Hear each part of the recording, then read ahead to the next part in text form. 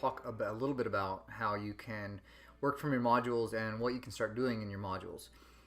So we're going to click on one of my sandbox courses, and we're going to kind of go into the module view first.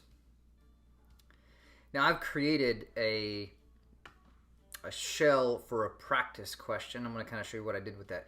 If I want to create assignments, I could go into assignments and start from there, but I think it makes a lot more sense, because if you're going to want to put it in places, if you're going to build out your modules, then you want to go to your module first and then start working from the modules and building those out, almost like outlines, and then going into them and filling them in, kind of like what we're going to do today.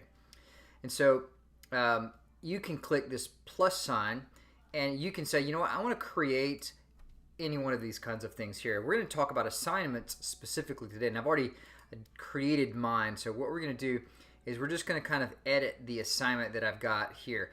Once you click the assignment, right, if you want to click assignment here, you could click new assignment, and it could give you a lot of different things like this. You can call it something, but we're going to go ahead, since I've already added it, we're going to go ahead and edit it from here.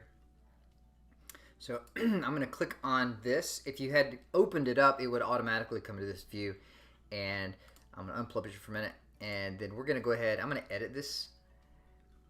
Now, what I've done is I titled it, and when you're in the module view, you're going to go ahead, you're going to get this view right here. You're going to title it in that, and it's going to bring you right into this section. I went out, and on a Google Doc, I copied and pasted this FRQ from a Google Doc that I had, and you can see that literally I copy and pasted it, and it pasted in exactly as I had typed it out, with the image and everything. That image at the bottom here, I cleaned it up a little bit, but it didn't have to do any kind of thing too much to get it to look just like this. One thing I want to do is I can assign point values. I can assign it to the group. In this case, it's the daily assignments. I created these categories because that's what my tests, my grade categories are going to be like. So I'm going to put them in like this. And then you can choose to display this as a percentage or as points or whatever you want to do. I think the students mostly probably going to see that as a percentage. So I went ahead and put it that way. I want my students to be able to edit a document right here in Canvas and type it all up. Or maybe we can talk about what happens if they want to do it on paper and then submit their own handwriting from there. And of course, I can go ahead and submit and click those file uploads, text entry. Those are the two I'm going to do. You could do a lot of things. Now I've already been playing around with this. I'm sorry. So it says some students have already submitted this. Now you won't see that when you first start off. Okay, and I've assigned it to everyone. You could put a due date and all this other stuff, but we're going to go ahead and we're going to click save. And what that does is it's ready to go. Now make sure that if you are ready for it to go live, if you're ready for your students to see it, you can click publish. It'll say unpublished on yours. But if we go back to the module view, you'll see here if this is unpublished, doesn't matter how many things you have published in your module.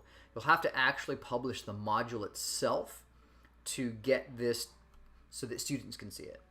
Okay, one of the ways that I can check, we can go back to our home page, and you may have a lot of different things for your home page. What I'm looking for is I want to be able to do my student view, right? So I'm going to expand this out, and here you can see student view. I'm going to click that, and this is going to allow me to have a view of what the students would see this kind of situation looking like, right? So it's got the assignment that I've posted. We're going to go ahead, and I've told them that, hey, you've got a quantitative data assignment. They can click on my modules at the bottom because I've got that linked, and they can click on their FRQ practice assignment, and it's going to pop up. Of course, this is exactly like you typed it out to be. If you create a rubric, of course, you'll see that here. More on rubrics later. We're going to click submit assignment, and we're going to talk about the two things: file upload and text entry.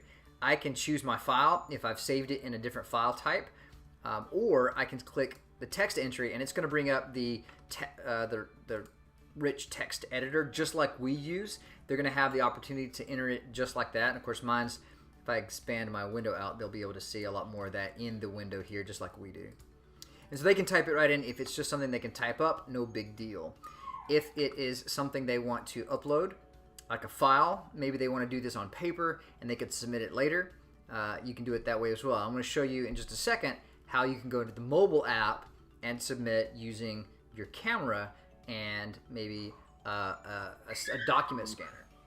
I want to show you how to complete an assignment using the standard or the Canvas app for students. So I've logged in as a student in my course. I'm going to click on it. I could see my assignment. I go by clicking assignments, and I can see the assignments that I've located. But I'm going to go in through my modules, and I can only see the modules here that my teacher has published. So I'm going to click on the quantitative one and click on the FRQ practice. Now I've already submitted this at once, but I'm going to show you how to do that. Right? So we can go down here. We can see the app or the quiz or the assignment that I've made up. If I want to resubmit an assignment or submit it for the first time, I'm going to show you how to do that. I'm going to click on Submit Assignment, and it's going to ask me how do I want to do this. And I'm going to choose File Upload. Now, it's asking me how do I want to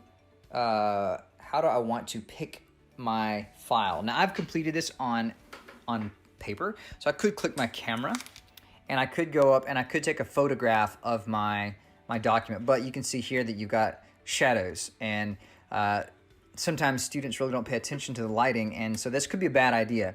So I want to show you a better way to do it.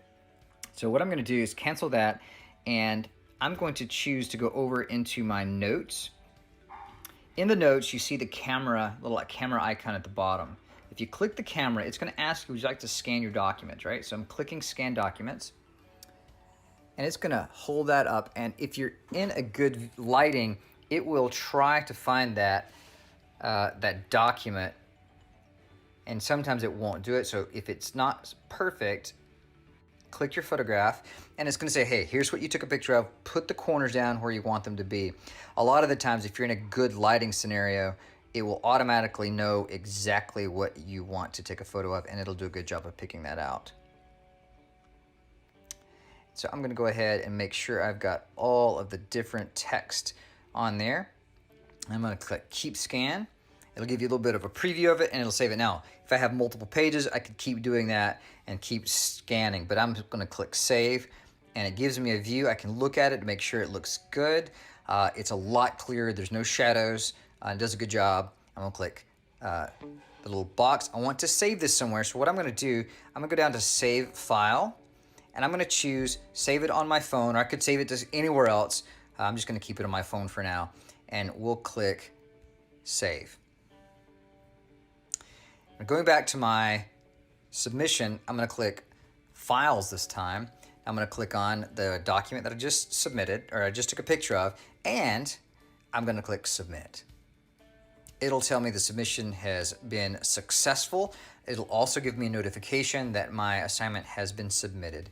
And that's as easy as it gets, right? The student can do a handwritten document, and they can turn that in just as easy as they can turn in a document that they've typed up. Hope this helps. In math, this is definitely going to be a great thing for us.